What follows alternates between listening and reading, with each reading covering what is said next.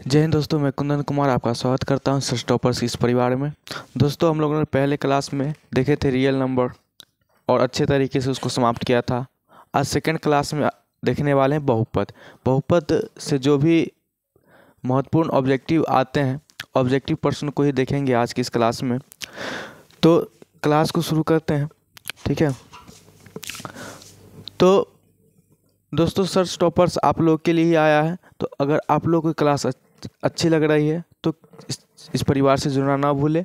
Channel को subscribe कीजिए, video को लाइक कीजिए और दोस्तों में शेयर कीजिए, ठीक है।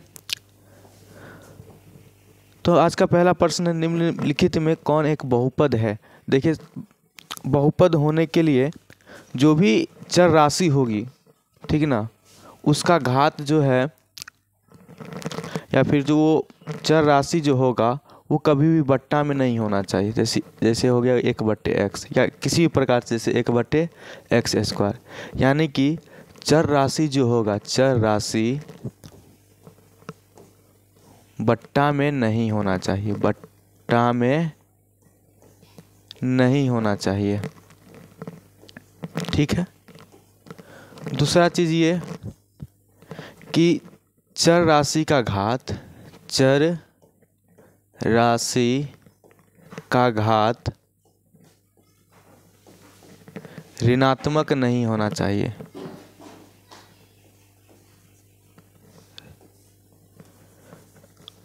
ऋणात्मक नहीं होना चाहिए,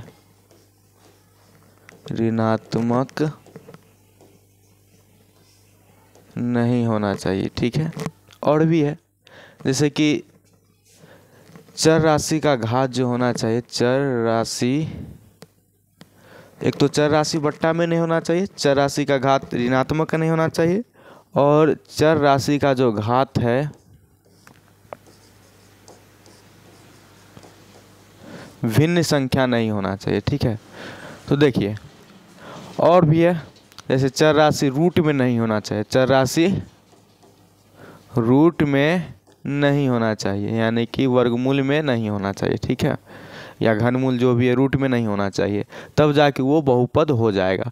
यहाँ पे देखिए x क्या है, रूट में, ये बहुपद नहीं होगा, ठीक है, ये बहुपद नहीं होगा।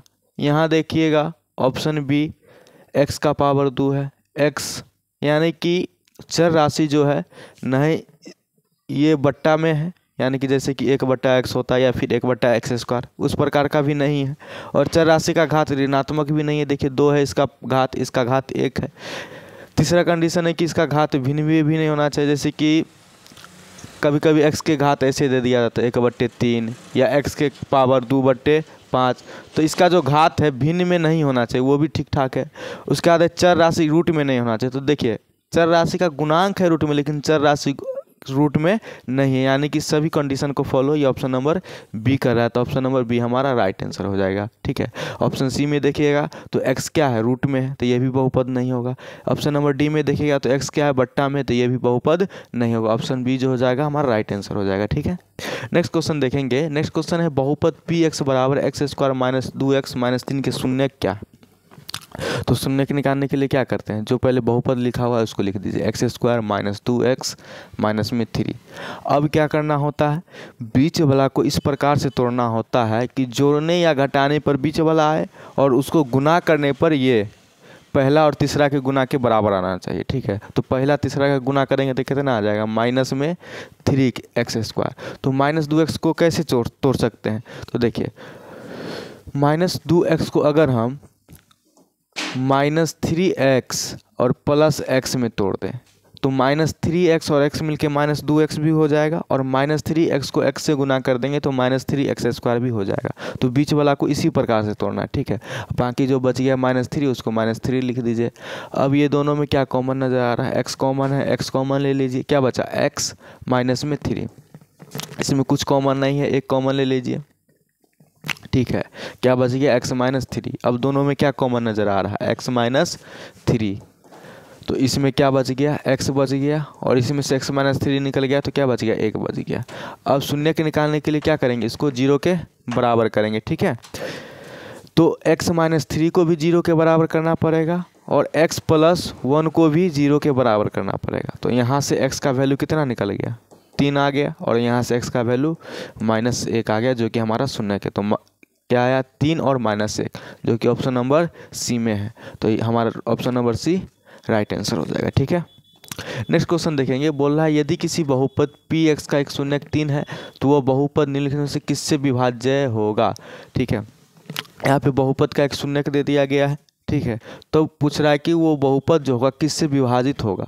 तो जब भी शून्यक दे दिया जाए और उसका इस प्रकार से पूछे कि उस बहुपद का एक गुणनखंड क्या होगा या फिर वो जो बहुपद है वो किससे विभाजित होगा, तो कुछ नहीं कीजिए, उसको x में से घटा दीजिए। तो x में से शून्य को घटाना है, तक माइनस का चिन्ह देंगे। किसको घटाना है, शून्य को। शून्य कितना है 3, तो वो जो विभाजित होगा वो x -3 से विभाजित हो जाएगा। ठीक है ना, अगर यही में शून्य का -3 रहता, ठीक है ना, शून्य के जगह पर क्या दे देता कि उसका एक शून्य का -3 है, तब उसका एक गुणनखंड पूछ देता है या फिर पूछता है कि वो किससे विभाजित होगा, तो फिर क्या करते x में से घटा देते शून्य को। शून्य कितना है -3 है, तो -3 को घटा देते तो x और माइनस माइनस प्लस हो जाता और 3, तब वहाँ पे आंसर ये हो जाता। लेकिन यहाँ पे बोला है शून्य 3 है तो सिर्फ x में से क्या करेंगे, घटा देंगे 3 को, तो x -3 हमारा सही आंसर हो जाएगा। ठीक है, नेक्स्ट क्वेश्चन देखेंगे। बोल रहा है यदि बहुपद px का एक गुणनखंड x + 5 हो तो px का एक शून्यक होगा। देखिए क्या बोल दिया है कि बहुपद का एक गुणनखंड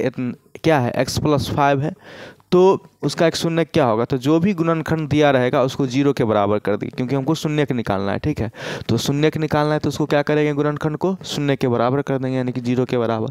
तो यहाँ से x का वैल्यू क्या आ जाएगा, x के बराबर प्लस में 5 है, बराबर के इस साइड आएगा तो माइनस में 5, तो x का वैल्यू कितना आ गया, -5, और यही हमारा शून्यक हो जाएगा। ऑप्शन सी जो हो जाएगा हमारा सही आंसर हो जाएगा। ठीक है, नेक्स्ट क्वेश्चन है। यदि बहुपद 3x² - 5x + 3 के शून्यक अल्फा एवं बीटा हो तो अल्फा + बीटा का मान क्या होगा। तो द्विघात समीकरण में शून्यकों का योगफल क्या होता है, शून्यकों का योगफल होता है -b/a। ठीक है ना, यहाँ पे लिख देते हैं शून्यकों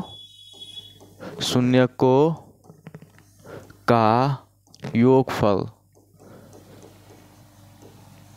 क्या होता है, -b/a, जहाँ पे b क्या होता है, जहाँ पे b होता है x का गुणांक, b क्या होता है x का गुणांक, और a जो होता है वो x² का गुणांक होता है। तो शून्य क्या क्या दिया गया, अल्फा दिया गया और बीटा दिया गया, इसी का योगफल हमको निकालना है।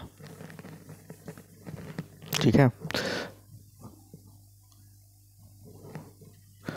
तो -b/a, b क्या होता है अभी बताए, x का गुणांक होता है, x का गुणांक कितना है, -5 है। ठीक है, तो माइनस पहले से और b का मान कितना है, -5 है, तो -5 देंगे। ठीक है, अब बट्टा में a क्या होता है, x² का गुणांक होता है, x² का गुणांक कितना है, 3 है, तो बट्टा में 3 देंगे। माइनस माइनस मिलके क्या हो जाएगा, प्लस, प्लस में 5 और बट्टा में 3, तो हमारा सही आंसर क्या हो जाएगा, 5/3। ठीक है, नेक्स्ट क्वेश्चन देखते हैं। नेक्स्ट क्वेश्चन है। यदि बहुपद 7x² - 11x + 3 के शून्यक अल्फा बीटा हो तो अल्फा × बीटा का मान क्या होगा। तो शून्यकों का योगफल होता है -b/a, तो शून्यकों का गुणनफल का जो सूत्र होता है, शून्यकों का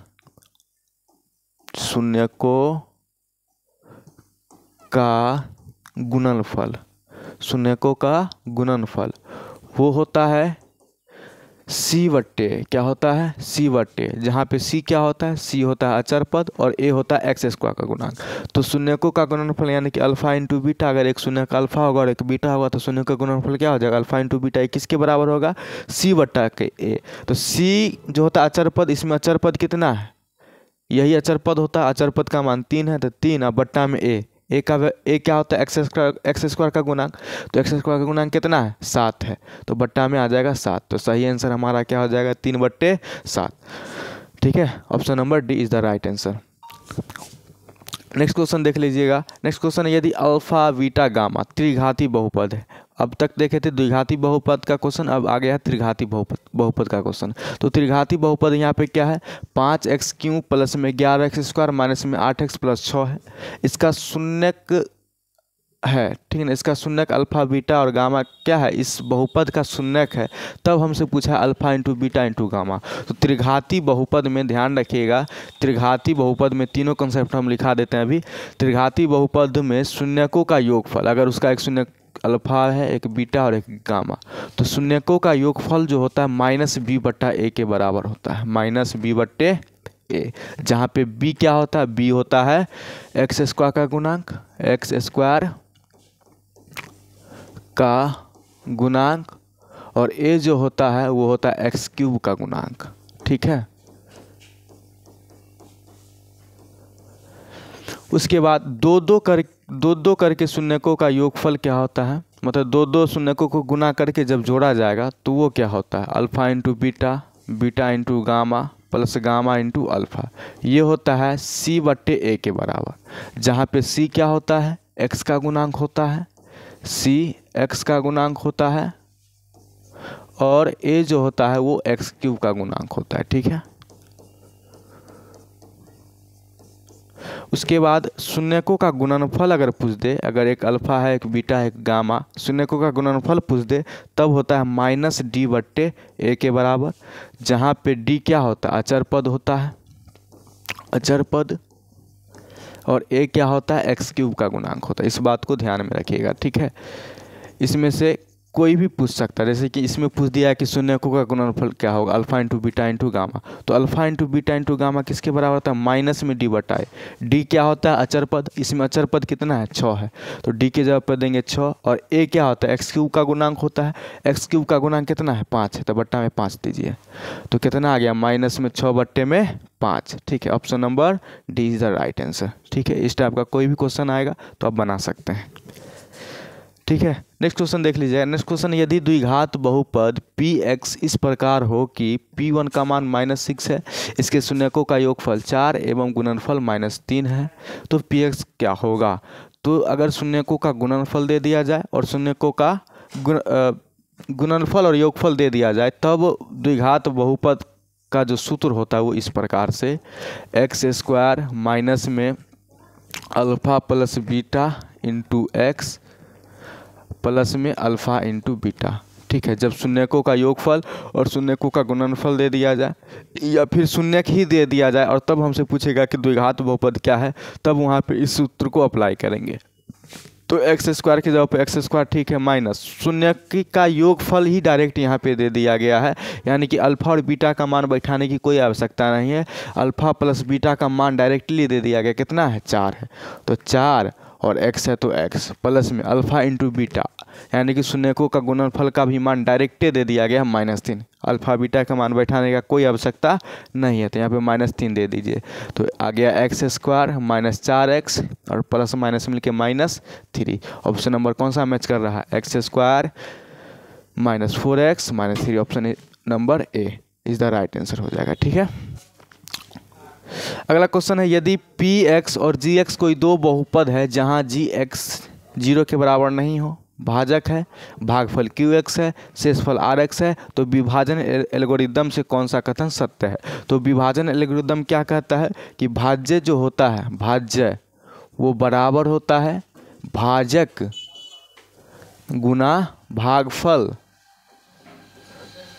प्लस में शेषफल के बराबर होता है। ठीक है, प्लस शेषफल। ठीक है, विभाजन एल्गोरिदम से क्या होता है, भाज्य बराबर भाजक गुना भागफल प्लस शेषफल। तो भाज्य यहाँ पे क्या है, px है, बहुपद है, भाज्य क्या है, px है, बराबर में भाजक, भाजक का मान क्या है, यहाँ पे बोल दिया है gx जो है वो भाजक है, gx क्या है, भाजक है, तो भाजक के जगह पे दीजिए gx इंटू भागफल क्या है, qx, तो भागफल की जगह पे दीजिए qx प्लस शेषफल क्या है, शेषफल है rx, तो शेषफल के जगह पे rx दीजिए। ऑप्शन नंबर कौन सा मैच कर रहा है, px बराबर gx इंटू qx प्लस में rx, ऑप्शन नंबर ए जो हो जाएगा सही आंसर हो जाएगा। ठीक है, नेक्स्ट क्वेश्चन देखिए।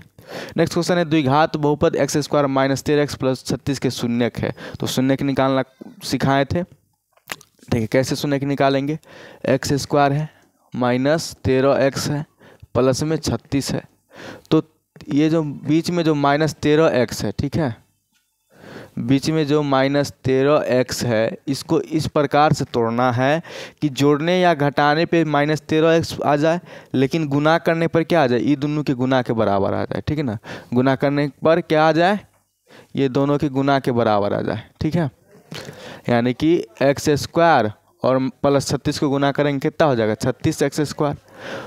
ठीक है, तो 13 को कैसे तोड़ सकते हैं? तो देखो 13 को अगर 9 और 4 में तोड़ दें, 9 और 4 में, तो 9 4 मिलके 13 भी बन जाएगा और 9 चौका 36 भी हो जाएगा। ठीक है, तो यहाँ पे एक्स स्क्वायर माइनस, इसको लिख सकते हैं माइनस में 9x माइनस में 4x की, ऐसा इसीलिए लिखे दोनों माइनस में क्योंकि यहाँ पे माइनस 13x लाना है, तो माइनस 9x और माइनस 4x मिलके माइनस 13x हो जाएगा। और जब ये दोनों को गुना करेंगे तो माइनस माइनस प्लस में 36x स्क्वायर भी हो जाएगा। ठीक है, और प्लस में 36 है तो 36 लिख दीजिए।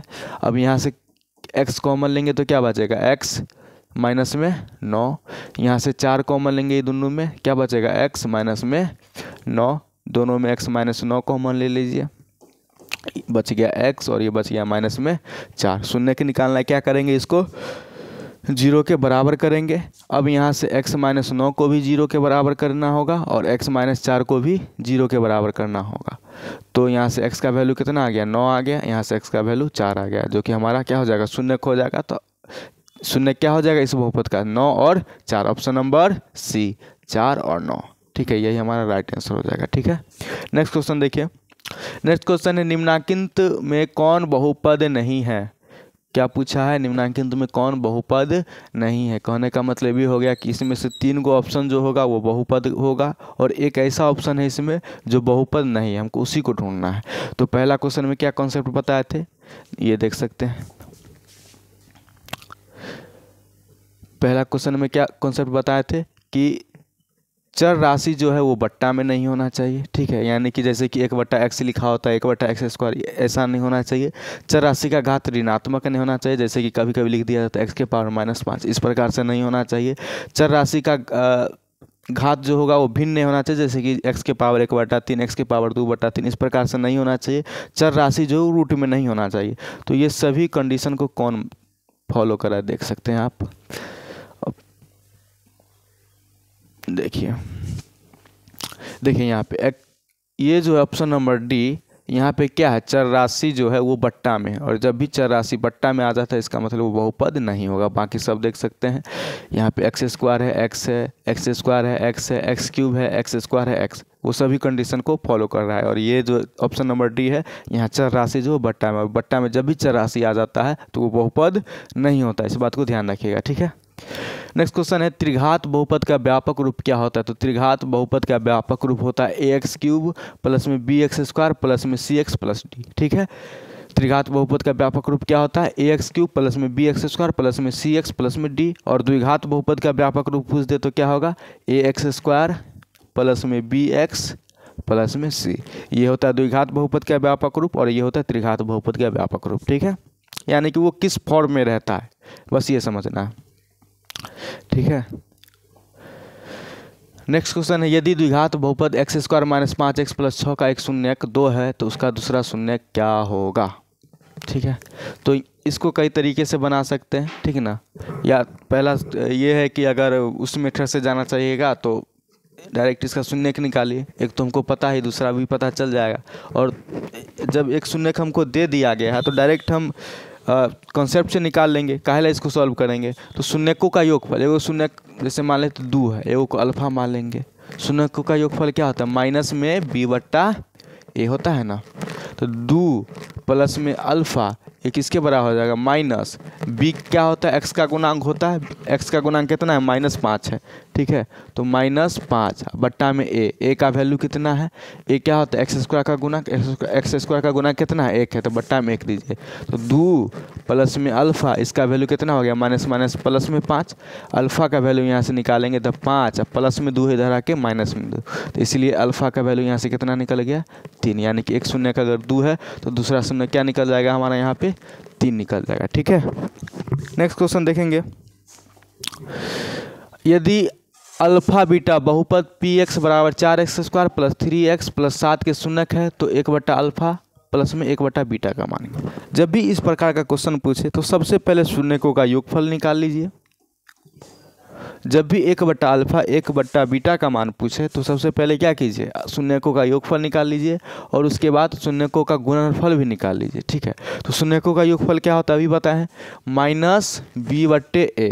तो माइनस की जगह पे माइनस दीजिए। b क्या होता है, x का गुणांक होता है, x का गुणांक कितना है, 3 है, तो 3 बट्टा में a क्या होता है, x² का गुणांक कितना है, 4। ठीक है, ये अल्फा प्लस बीटा का मान निकल गया। अब अल्फा इंटू बीटा का मान निकालेंगे। ये क्या होता है, सी बट्टे ए होता है। क्या होता है, सी बट्टे ए, द्विघात बहुपद में। तो सी क्या होता है, अचर पद। अचर पद का मान कितना है यहाँ पे 7 बट्टा में ए क्या होता है, एक्स स्क्वायर का गुणांक। एक्स स्क्वायर का गुणांक कितना है 4 है, तो बट्टा में 4। अब हमको मान निकालना है 1 बट्टे अल्फा प्लस में 1 बट्टे बीटा, इसका मान निकालना है। अल्फा बीटा का एलसीएम लीजिए, क्या आएगा, अल्फा इंटू बीटा, क्योंकि लगेगा तो नहीं।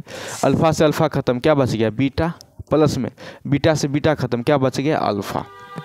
कोई दिक्कत। अब यहाँ से ये अल्फा प्लस बीटा तो ही है, अल्फा प्लस बीटा का मान कितना है, -3 बट्टे में 4। और अल्फा इंटू भाग का अल्फा इंटू बीटा का मान कितना है, 7 बट्टे 4। तो जब इसमें भाग देंगे तो क्या होगा, पलट जाएगा, तो 7 बट्टा 4 है, तो ये 4 बट्टे 7 बन जाएगा। ठीक है, 4 से 4 हमारा ख़त्म हो गया, क्या बचा, -3 बट्टा में 7। यही हमारा आंसर हो जाएगा, -3 बट्टे 7, ऑप्शन नंबर डी। इधर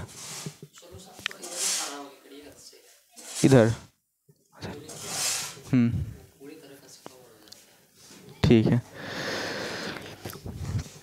यदि बहुपद 5x² + 13x + k का एक शून्यक दूसरे का व्युत्क्रम हो तो k का मान क्या है। देखिए क्या बोला है कि उसका शून्यक जो है एक दूसरे के व्युत्क्रम है, यानी कि एक शून्यक अल्फा होगा तो दूसरा शून्यक क्या होगा, 1 बट्टा अल्फा। व्युत्क्रम कहने का मतलब उसका उल्टा, तो अल्फा का उल्टा क्या हो जाएगा, 1 बट्टा अल्फा। वो दोनों शून्यक क्या एक दूसरे के व्युत्क्रम है। तब हमसे पूछा k का मान। के क्या है यहाँ पे, अचर पद, और अचर पद का संबंध क्या होता है, शून्यकों का गुणनफल। शून्यकों का गुणनफल जो होता है वो होता है बराबर में सी बट्टे ए, जहाँ पे सी क्या होता है, अचर पद। यहाँ अल्फा से अल्फा खत्म हो जाएगा, क्या बचेगा, इधर 1 बचेगा। यहाँ पे सी का वैल्यू क्या है, सी होता है अचर पद। अचर पद यहाँ पे क्या है, के, अब बट्टा में ए क्या होता है, x² का गुणांक। x² का गुणांक कितना है, 5 है, तो बट्टा में 5 दीजिए। अब 5 इधर भाग में, इधर आके क्या हो जाएगा, गुना में, तो 5 बराबर k, यानी कि k का वैल्यू कितना आ गया हमारा यहाँ पे 5। Option number B is the right answer. ठीक है, नेक्स्ट क्वेश्चन देखिए। नेक्स्ट क्वेश्चन है, यदि अल्फा बीटा बहुपद x² - bx + c के शून्यक हो तो 1 बट्टा अल्फा स्क्वायर प्लस में 1 बट्टा बीटा स्क्वायर का मान ज्ञात करना है। ठीक है, तो जब भी ऐसा है तो अभी बताएं क्या करना है। सबसे पहले अल्फा प्लस बीटा का मान निकालिए, उसके बाद अल्फा इंटू बीटा का मान निकालिए। तो अल्फा प्लस बीटा क्या होता है, -b बट्टा ए। तो माइनस b का वैल्यू कितना है यहाँ पे, -b ही है, तो माइनस में b दीजिए, बट्टा में ए का वैल्यू कितना है 1, तो ये कितना निकल गया, माइनस माइनस प्लस में b, 1 से भाग देंगे तो कोई फर्क नहीं पड़ेगा। ठीक है, अल्फा इंटू बीटा क्या होता है, सी बट्टे ए। तो सी का वैल्यू कितना है, सी, अब बट्टा में ए का वैल्यू कितना है, x² का गुणांक 1 है, तो बट्टा में 1 दीजिए। सी में 1 से भाग देंगे तो सी ही आ जाएगा। अब क्वेश्चन में हमसे क्या पूछा है, 1 बट्टे अल्फा स्क्वायर प्लस में 1 बट्टे बीटा स्क्वायर, इसका वैल्यू निकालना है। ठीक है, तो दोनों का एलसीएम ले लीजिए, क्या आ जाएगा, अल्फा स्क्वायर इंटू में बीटा स्क्वायर। अल्फा स्क्वायर से अल्फा स्क्वायर खत्म, तो क्या बचेगा, बीटा स्क्वायर, प्लस में बीटा स्क्वायर से बीटा स्क्वायर खत्म, तो क्या बचेगा, अल्फा स्क्वायर। कोई दिक्कत। अब इसको क्या लिखा जा सकता है, अल्फा स्क्वायर प्लस में बीटा स्क्वायर। इसको क्या लिख सकते हैं, अल्फा इंटू बीटा,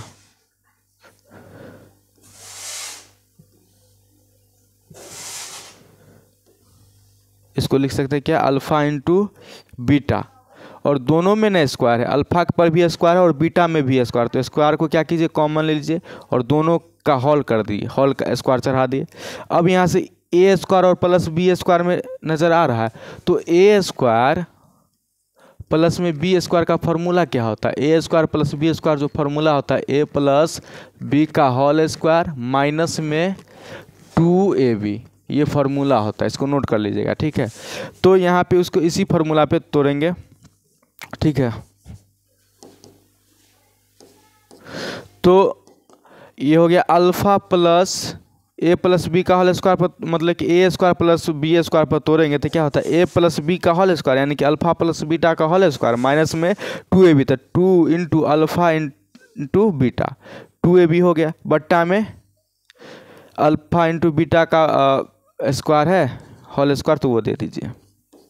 अब आगे देखिए, आगे क्या है, अल्फा प्लस बीटा का वैल्यू कितना है, b है, तो b और उसका स्क्वायर है तो स्क्वायर आ जाएगा, माइनस में 2 इंटू अल्फा इंटू बीटा, तो 2 और अल्फा इंटू बीटा का वैल्यू कितना है, c है, तो 2c हो जाएगा, बट्टा में अल्फा इंटू बीटा का वैल्यू कितना है सी है, तो सी अब उसका स्क्वायर है तो यहाँ पर इसका भी क्या कर देंगे स्क्वायर कर देंगे। कौन सा ऑप्शन मैच कर रहा है बी स्क्वायर माइनस 2c बट्टा में c square, option number B is the right answer. ठीक है, तो इस प्रकार के क्वेश्चन को इसी तरह से हल किया जाता है। ठीक है, नेक्स्ट क्वेश्चन है यदि एफ एक्स बराबर p x square plus q x plus r के कोई शून्यक नहीं हो तथा p plus q plus r 0 से छोटा है तो इस स्थिति में आर का भी वैल्यू 0 से छोटा होता है। ठीक है, नेक्स्ट क्वेश्चन है यदि बहुपद एफ एक्स बराबर p x Q minus 5x square plus 11x minus 8 के शून्यकों का गुणनफल 6 हो तो p का मान क्या होगा।